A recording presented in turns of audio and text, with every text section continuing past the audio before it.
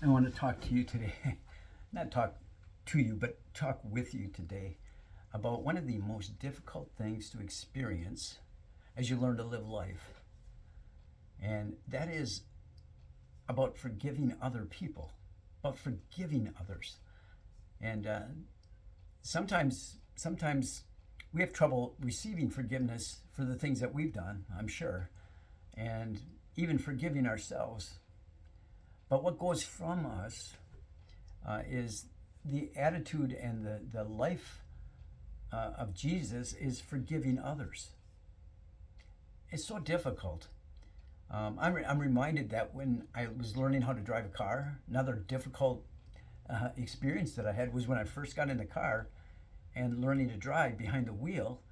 I would keep my eyes only on what was in front of me, like immediately right in front of the hood of the car. I knew where the center line was, I knew where the side of the road was, and I would only keep my eyes on what's in front of me because I wanted the car to be in the right lane at the right time, and didn't want to move off the path. And the instructor that was with me would constantly say, Dave, lift your eyes, lift your eyes. You'll be able to have greater freedom and liberty when you lift your eyes and see what's ahead of you. You'll be able to see intersections that are coming. You'll be able to see the stop and go lights that tell you when to stop and when to go. You'll have greater liberty when you lift your eyes. Get your eyes off the road right in front of you. Lift them up. And that helped me become a better driver. That helped me with going further in my driving experience. And just like that, something that helps us go further and with liberty is forgiving other people. And isn't it true that Jesus, when he taught us to pray, he said, this is how you ought to pray. Forgive us our debts, our trespasses, as we forgive those who trespass against us. And so, like, receiving forgiveness and giving forgiveness go together. And giving that forgiveness, I know I struggle with this. You may deal with your issues where people have hurt you, and I know I deal with people who have hurt me. And it may be with people who have betrayed you. It may be people who have broken trust with you. It may be from people who have lied and said all false things about you. It may be people who have taken advantage of you.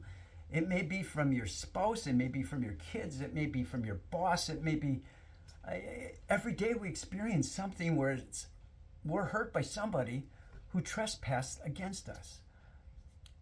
I'm reminded also of Jesus' words in Mark chapter 11. And the disciples are walking with Jesus along the path, and they notice this withering fig tree, and they pointed it out to Jesus and said, Jesus, that there's that withering fig tree that you cursed a while ago. And immediately the brilliancy of Jesus, he takes opportunity of that, and he points out this illustration and teaching moment. He said, if any of you, like, while you're in prayer, if any of you say to that mountain, be cast down and be thrown into the sea, and you ask without doubting, it shall be done for you. So in other words, God has the power to be able to move on our behalf. For us to be able to express our heart to him, he has the power. But he said, without doubting. In other words, trust me. This is what God is saying. Trust me. Trust me with those things that hurt you so bad. Trust me with those things that have taken advantage of you. Trust me with those people or person that have said such things against you. Trust me. It's his power, not my power or our power.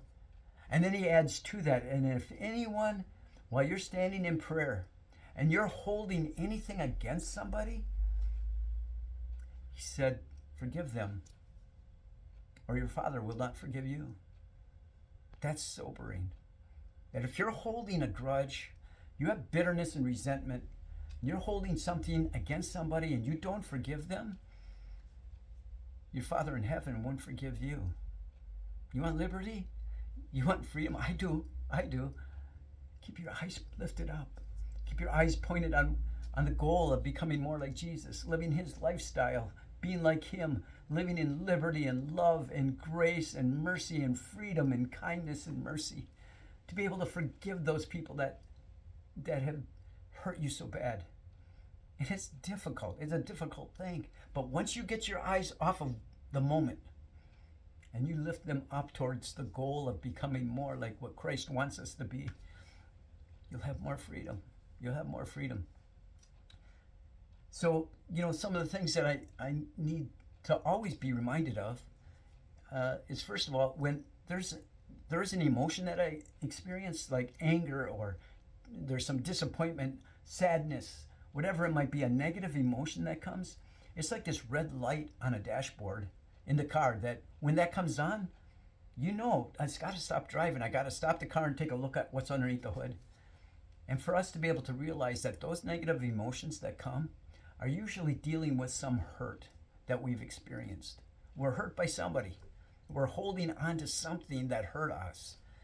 And so for us to be able to examine that and to think about it, why did that hurt? And how bad did it hurt? And take some time to process that. But then for us to think from the other side and from that offender's perspective, why did they do that? What are they trying to gain? What was the goal? Even if it was a wrong goal, what's their goal in all of that? To be able to empathize with them, that somehow, some way, maybe even unknowingly, that they wanted either to hurt you or didn't intend to hurt you, but they did. But empathize with that. Put yourself in their shoes and realize not only did they do that, but why did they do that? And then the part of letting it go, you holding on to things, keeping your eyes down, what's right in front of you at the moment, will not give you liberty. It'll keep you up at night.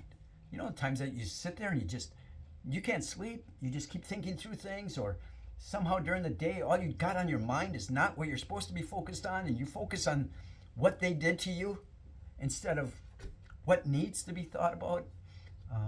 Letting it go. I always like to think of forgiveness like this. Forgiveness is not about forgetting. It's not forgetting.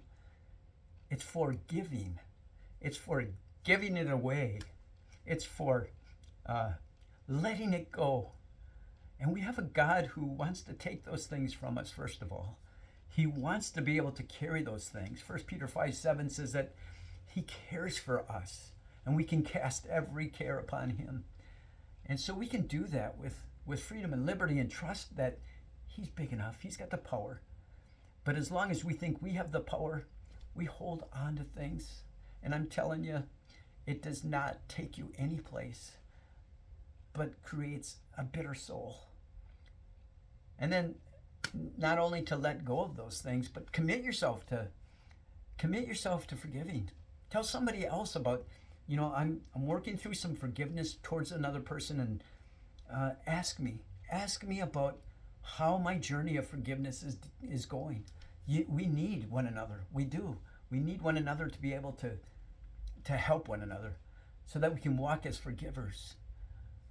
And then not only to commit, but to be able to ask for others to hold us accountable.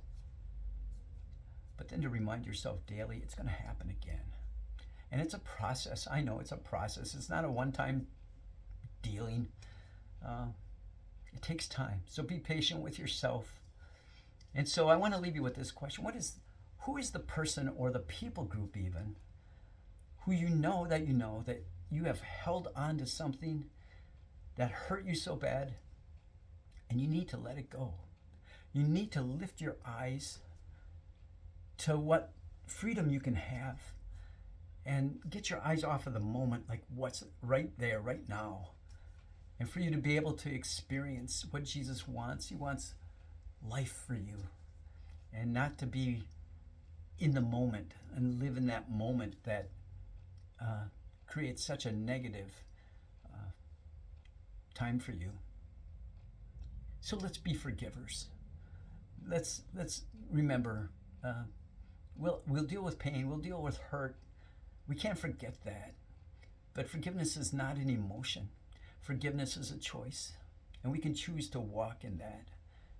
He that's been forgiven much loves much. So let's love. Let's love as forgivers do, and forgive people even when they don't know what they're doing. Blessings to you, and let me know how your journey of forgiveness is going.